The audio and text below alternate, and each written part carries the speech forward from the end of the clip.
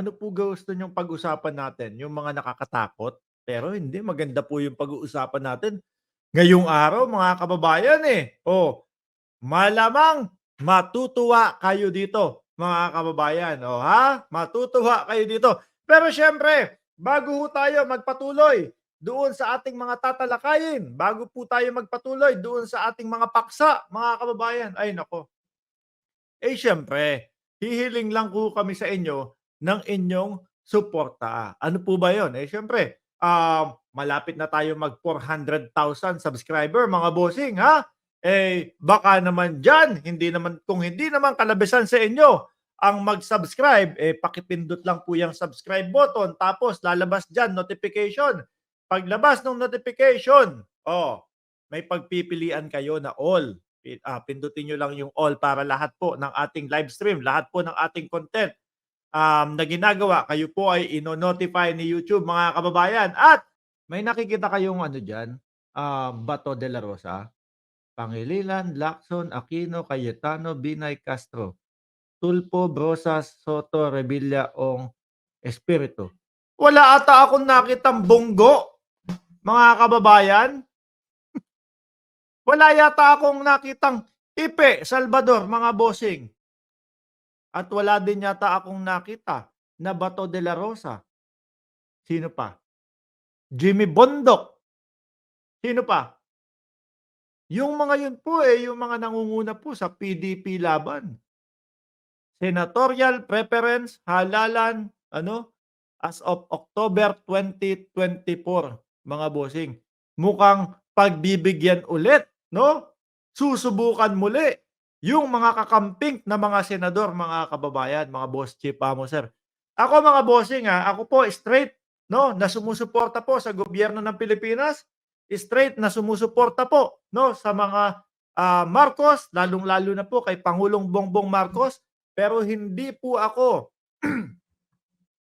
ano, hindi po ano, hindi po ako magkakaila sa inyo na magkakaroon po ng paghalo 'no, doon sa aking iboboto ng mga kakamping. Oh, eh, yung iba magagalit, "Mike, bakit ka maboboto ng kakamping?" Kung lalo na kung si Senadora Risa Ontiveros, eh, ano, re-electionist yun, number 1 yun sa listahan ko. Ano po? Ang importante sa'kin, walang Bunggo diyan, walang Bato de la Rosa diyan, walang Jimmy Bondoc diyan, walang Ipe Salvador, si Ipe Salvador diyan, wala ding, sino ba yun? Yung puting ahas? Oh, Vic Del Rosario. Vic Del Rosario, ano, direktor pala yun, Vic Rodriguez, mga kababayan. Senator Kiko Pangilinan, nangunguna.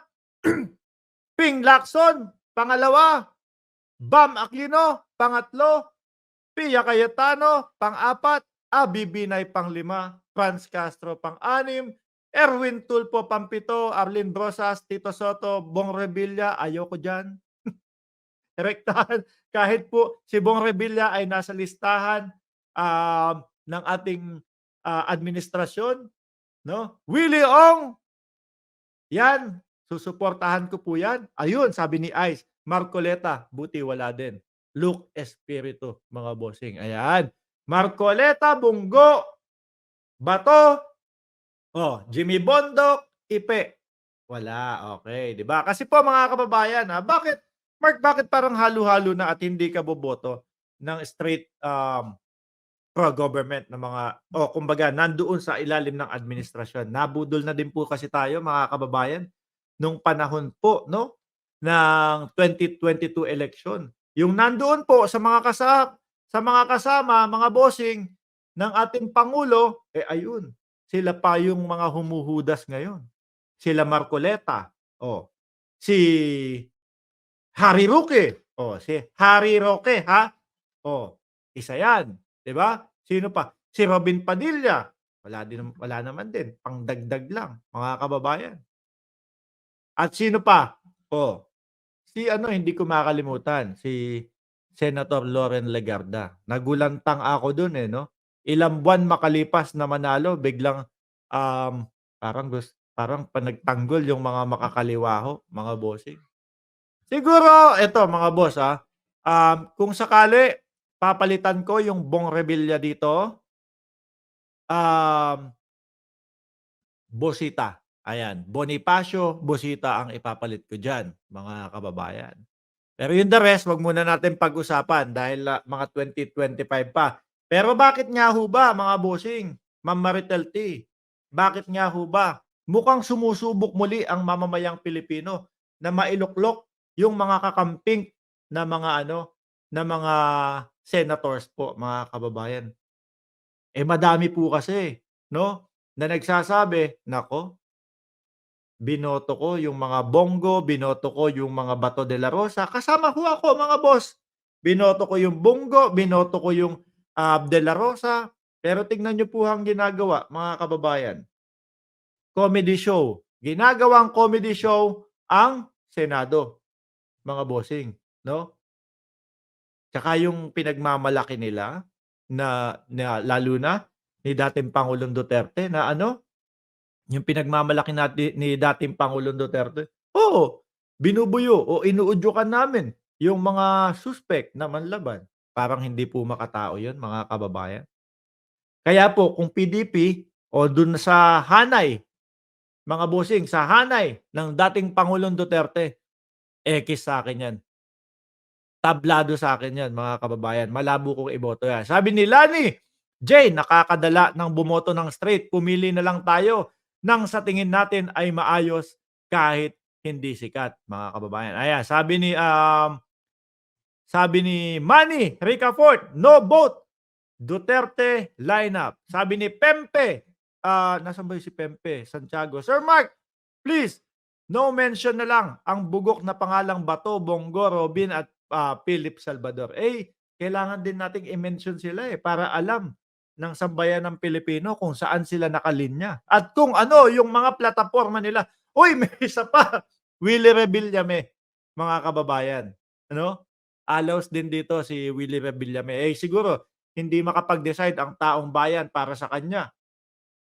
Dahil ang hirap naman po talagang mag-decide mga kababayan kung yung pulitiko o yung kakandidato na yun, eh, wala kang pamantayan kung bakit mo siya iboboto, 'di ho ba?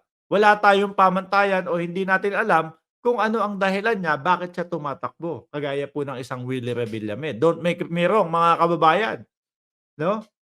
Gusto ko um yung mga palabas ni Willie Revillame. Pero pagdating po sa Senado, hindi po kasi gano'n sa Senado mga kababayan, hindi po yung, "Oh, nanalo ka.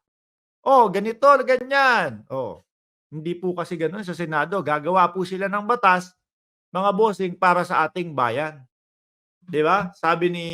May nakita ako dito, eh. Eto si Ma'am Gigi Monforte. "Hi Mark, please mga kababayan, maging matalino po tayo sa pagpili ng ating mga leader sa susunod na 2025. Lagi po natin tandaan na ito ay para sa kinabukasan ng Pilipinas at ng mga Pilipino." Ang okey pa lang sa'kin dito for the meantime 'no, hindi ko naman niyang sinabi na hindi okey sa'kin lahat 'yan. Si Willie Ong, okey sa'kin 'yan 'no. Si si Bong Revilla papalitan ko 'to ng, Bosita. Tapos, nasaan ba yun? Oh, oh, 'yan muna for the meantime mga kababayan. Pero hindi ko sinasabing hindi okey o okey yung iba, ha, okey? So, importante sa'kin walang Bunggo, walang Bato, walang, Ipe, walang Jimmy Bondoc, at pati na din yung Marcoleta, oh.